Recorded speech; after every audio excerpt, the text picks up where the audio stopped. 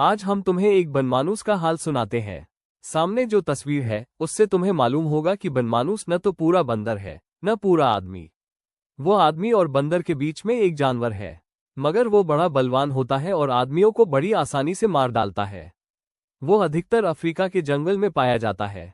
एक दिन एक शिकारी अफ्रीका के क्लब में बैठा हुआ अखबार पढ़ रहा था कि उसका एक दोस्त घबराया हुआ कमरे में आया और बोला, एक हबशी बहुत दूर से यहाँ आया है और कहता है कि पास के जंगल में एक नर बनमानुस निकला है जो सिर्फ आदमियों को मार रहा है। शिकारी ने उस हबशी को बुलाकर पूछताछ की तो मालूम हुआ कि उबांशी जाति के एक आदमी ने उस बनमानुस के जोड़े को मार डाला है। शायद इसीलिए वो आदमियों को मार रहा है। हबशी ने कहा, साहब ऐसे डीलडॉल का बनमानुस कहीं देखने में नहीं आया था। बड़े बड़े जवानों को बात की बात में मार डालता है। ताज्जुब तो ये है कि वो चुन चुनकर उसी जाति के आदमियों को मारता है। अब तक करीब 10 उबांशियों को मार चुका है। शिकारी शेर का शिकार करने आया था, पर उसने दिल में सोचा ये बनमानुस तो शेर से भी ज्यादा खौफनाक है। पहले इसी को क्यों न मारूं।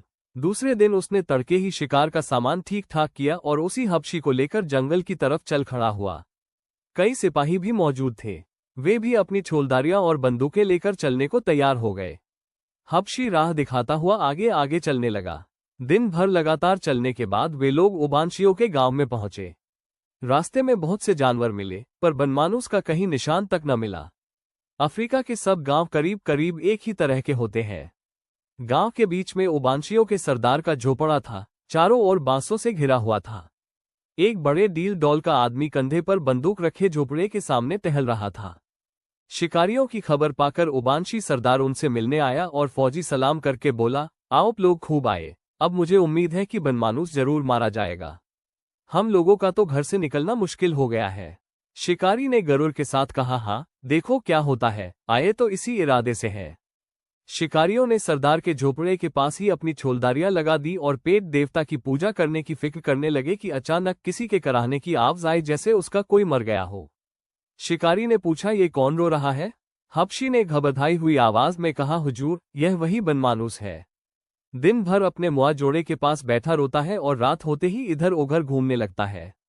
न मालूम किस वक्त चुपके गांव में घुस जाता है और किसी न किसी को मार डालता है, और किसी जाति के आदमी से नहीं बोलता। लोग दिन भर के थके मांदे भूखे प्यासे थे। बनमानुस का शिकार करने की किसे सूझती थी। जब लोग खा पीकर फारिग हुए तो सलाह होने लगी कि बनमानुस का शिकार कैसे किया जाए। उबांशी सरदार ने कहा, रात को आप लोग उसे नहीं पा सकते, दिन को ही उसका शिकार हो सकता है। शिकारियों को भी उसकी सलाह पसंद आई। सब अपनी अपनी छोलदारियों में घुस गए और बाहर पहरे का ये बंदोबस्त कर दिया कि 2-2 घंटे के बाद पहरा बदल दिया जाए। शिकारी थका था, जल्दी ही सो गया, लेकिन थोड़ी ही देर सोया था कि उसकी नींद टूट गई और सामने एक परछाई सी खड़ी दिखाई दी। उसकी आंखें आग की तरह जल रही थीं। अफसर में फौरन आवाज दी, संतरी, पर कोई जवाब न मिला। न मालूम यह आवाज संतरी के कानों तक पहुंची भी या नहीं। अफसर ने तुरंत बिजली की बत्ती जलाई। उसका कलेजा सन हो गया। सामने 6 फीट का बनमानुस खड़ा था और उसके हाथ में संतरी की बंदूक थी, जिसकी नली बिल्कुल टेढ़ी मेढ़ी हो गई थी। वो शिकारी की ओर आंखें जमाए हुए था, जैसे सोच रहा हो कि इसे मारूं या छोड़ दूं। उसका डरावना चेहरा देखकर शिकारी की घिघी बंध गई, मुंह से आवाज तक न निकली। अचानक बाहर किसी चीज के गिरने का धमाका हुआ। शायद कोई संतरी अंधेरे में ठोकर खाकर गिर पड़ा था। बनमानुस ने झट बंदूक फेंक दी और उछलकर छोलदारी से बाहर निकल गया। अब अफसर साहब के होश ठिकाने हुए। बिछावन से उठे, बंदूक संभाली, बाहर निकले और बिजली की लालटेन लेकर बनमानुस को तलाश करने लगे। लेकिन वो वहां कहाँ था। मगर इससे ज्यादा ताज्जुब की बात यह थी कि उस संतरी का भी कहीं पता न था जो पहरा दे रहा था। शिकारी ने अब की संतरी को ताकीद कर दी कि खूब होशियार रहे, मगर सोने की हिम्मत न पड़ी। बिजली की रोशनी में बैठे बैठे गपसप करके रात काटी। दूसरे दिन तड़के सब लोग शिकार करने चले। गांव के आदमी उन्हें विदा करने के लिए गांव के बाहर तक आए। अच्छी खासी भीड़ जमा हो गई।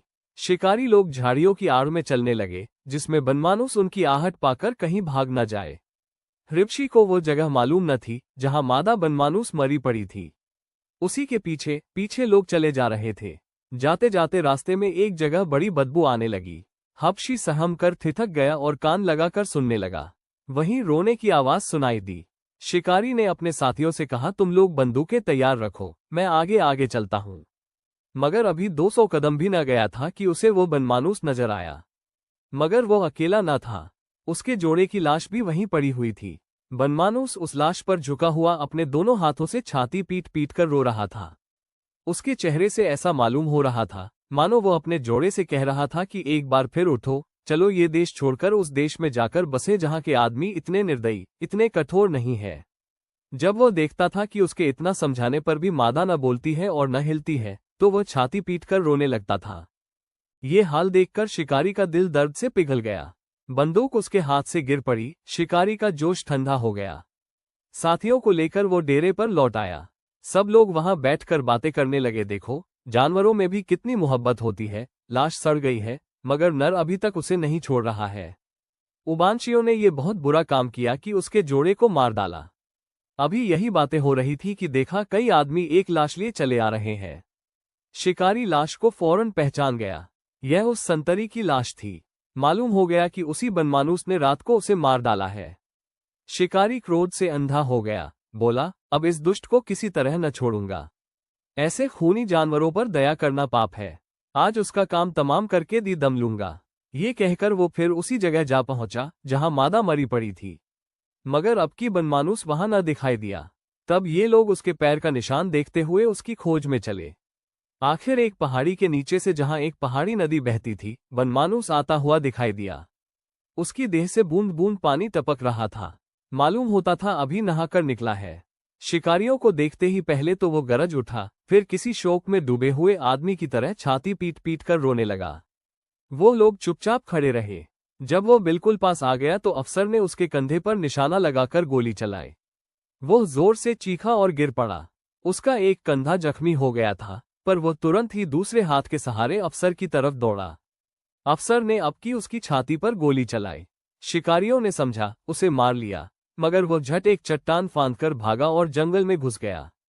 शाम होने को थी। अब उसे ढूंढना बेकार समझकर शिकारी डेरे की तरफ लौटे। गो की यह मालूम था कि वह घायल हो गया है, फिर भी लोगों ने पहरे का बंदोबस्त किया और खा पीकर सोए। रात भर सब लोग आराम से सोते रहे। अफसर साहब की नींद खुली ही थी कि एक हबशी दौड़ा हुआ आया और बोला, साहब वह तो फिर रो रहा है। अफसर ने ध्यान से सुना। हाँ, ये तो वही रोने को आवाज है। लोगों ने झटपट कपड़े पहने और बंदूकें लेकर रवाना हो गए। उस जगह पहुंचकर ये लोग झाड़ियों की आड़ से दोनों बनमानुसों की अंतिम प्रेम लीला का तमाशा देखने लगे। देखा कि वह अपने जोड़े की लाश को अपने खून से रंगी हुई छाती से दबाकर रो रहा है। उसकी आंखों में नशा सा छाया हुआ मालूम होता था, जैसे कोई शराब के नशे में चूर हो। ये दर्दनाक माजरा देखकर शिकारियों की आंखें भी आंसू से तर हो गईं।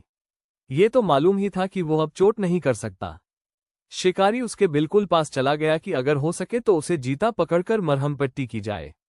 उसे देखते ही बनमानूस ने बड़ी दर्दनाक आंखों से उसकी ओर देखा, मानो कह रहा था, क्यों देरी करते हो, एक गोली और चला दो कि जल्द इस दुख भरे संसार से विदा हो जाऊं। शिकारी ने ऐसा ही किया। एक गोली से उसका काम तमाम कर दिया। इधर बंदूक की आवाज हुई, उधर बनमानूस चित हो गया। मगर आवाज के साथ ही शिकारी का दिल भी कांप उठा। उसे ऐसा मालूम हुआ, मैंने खून किया है, मैं खूनी हूं। ऐसी ही और हिंदी मजेदार कहानियां सुनने के लिए हमें सब्सक्राइब करें और बेल आइकॉन प्रेस करना न भूलें।